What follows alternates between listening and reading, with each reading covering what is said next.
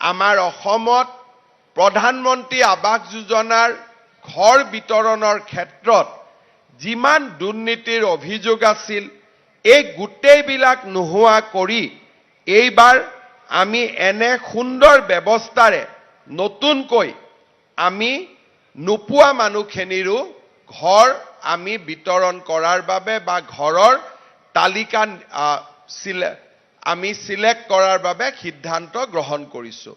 অৰ্থাৎ মই তিনটা কথা আপোনালোকক কৈছো। আজি যিসকলে সভাত আহিছে তেওঁলোকে প্ৰথম কিস্তিৰ ধন আজি কালি পৰহিৰ ভিতৰত তেওঁলোকে বেংকৰ একাউণ্টত পাব।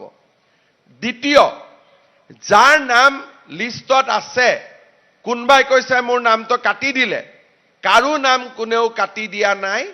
অহা বছৰ অৰ্থাৎ এপ্ৰিলৰ পৰা অহা বছৰ বুলি ক'লে 2026 নহয় 2025 চনৰ ভিতৰতে আমি বাকি 3,80,000 মানুহকো আমি ঘৰ দিয়াৰ ব্যৱস্থা কৰিম।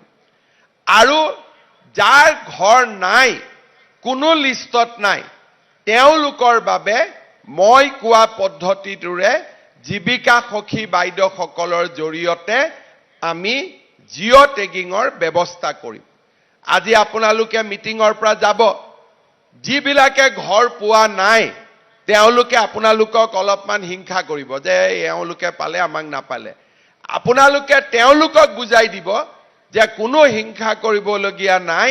মুখ্যমন্ত্ৰী ডাঙৰীয়াই কৈছে যে নোপোৱাবিলাকৰো আমি সমীক্ষা আৰম্ভ কৰিছো। আমাৰ গাঁৱৰ প্ৰত্যেকগৰাকী দুখীয়া মানুহক নৰেন্দ্ৰ মোদীয়ে ঘৰ দিবই। এইটোৱে হৈছে আমাৰ সংকল্প।